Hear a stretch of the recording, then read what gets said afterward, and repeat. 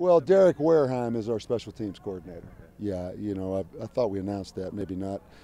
He's going to, Apollo Wright's going to handle a couple phases of it, but Derek's going to oversee the whole thing, be our coordinator. And yeah, I'm excited about that. Derek has a heck of a background as a coach, really a good teacher.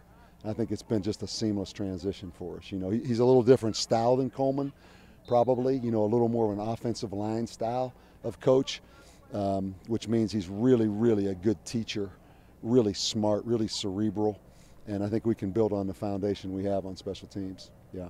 Coach, what does Coach McMillan bring to the table? I'll tell you what, first of all, he brings an unbelievable wife. Trina, his wife, works here for the president of our university. She actually spoke to our entire athletic department on yesterday, and talked about a lot of the new benefits here, some of the transitions and benefits. But, Archie is a guy, first of all, I don't want to take away from his coaching at all by saying this, but first and foremost, he's just a wonderful person. He is an unbelievable person, a role model for our players. He was a really good student athlete himself at Texas A&M. He went through some different things as a young guy growing up that some of our players can relate to. And then the second piece, besides being just a heck of a person, he's got really a good background in football. He played linebacker at Texas A&M. He was an outstanding player. I still haven't seen in a record book where he's the all-time leading tackler like he tries to convince me he is. But, then he coached some offense. He's coached the defensive line. Now he's coached the linebackers. He's coached an awful lot of positions for a young guy. And I think Archie's a guy that really does have the potential to be a head coach. He reminds me a lot of some of the other coaches that I've been around. Steve Adazio at Boston College, and Charlie Strong at Texas, and Dan Mullen at Mississippi State. Mike Sanford's now at Indiana State. He reminds me of some of the other coaches I've had. He's very well-rounded, and he brings a lot to this program. How did Coach McMillan come on your radar? He played at Texas A&M, first of all, and Brian Despain obviously came over right away as our director of football operations. They played for R.C. Slocum at A&M, who I was with 9 years, and it always comes back to that, doesn't it? It always comes back to some connection that you've had, and always the best coaches that I've hired have been guys that I've had some kind of a personal connection, either with myself or someone that I know personally very well. Getting back to special teams, is the philosophy still the same that everybody participates? Yeah. We have our entire team involved in special teams, and only certain players actually join the pack. You have a certain criteria you have to fill to be a part of the pack that you actually get to do it in the games. So yeah, it's the same exact format, and that's why the transition's so easy for us. Coach, does Mahina give you not only an offensive lineman, but maybe some maturity that helps the ball club out? Yeah, Eden Mahina is a unique guy. First of all, his brother starts at tight end at BYU. Eden Mahina went on a 2-year mission to Colombia, actually to Panama, was on a 2-year mission, so he's very mature. He's at a position that you need to be mature at center, and he's played center forever, so the shotgun snaps are very easy for him. So Eden Mahina, being away on the mission for 2 years in Panama, he wasn't able to lift. He didn't spend any time working out over that 2-year period.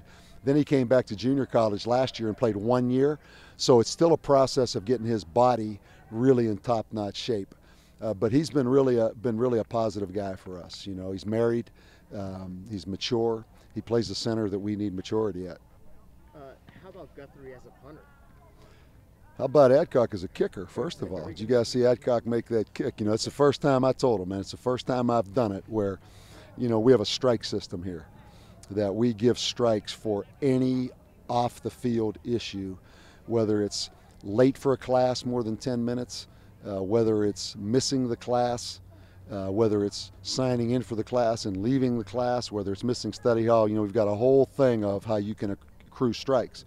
It's the first time I've ever told an entire football team, just because they've really, really worked at it, that if Adcock makes this field goal, I'll take a strike off each guy that has a strike here.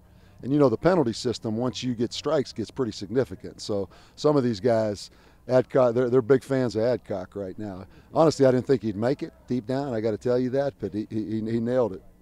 But back to Guthrie. Guthrie has a strong leg. It's funny, Guthrie and Adcock, I call them the world's most interesting men. You know, they're like that Dos Equis commercial where the guy, he can just do it all. You know, Adcock and Guthrie are both those guys.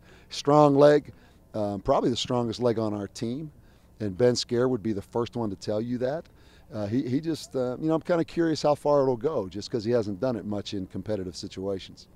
Coach, you like what Steven Romero has done so far? Yeah, he's another guy. We haven't talked much about Steven Romero. You know, another New Mexico walk-on player that, you know, he won't be a walk-on long by title. You know, he's never been a walk-on really in my mind. Because he's contributed to this football team. I hate to jinx those long snappers, though. You know, the less you talk about them, the less attention they get. Sometimes that's the better. But Steven Romero's been a heck of a guy. He benefited from being here with Evan Jacobson, you know, for a season and learned from one of the best. See, you had officials out here. Did you scrimmage at all today? No, today was a contact but no tackling day. We did Tuesday. We had the officials out here Tuesday as well. We'll have them out here Saturday. Saturday is another contact tackling day where you can tackle, what, up to 50% of the practice, Brian? Is that what it is? 8 out of 15 you can tackle. I know, but the contact tackling is that 50% of the practice can be true tackle. Yeah. Okay. All right, man.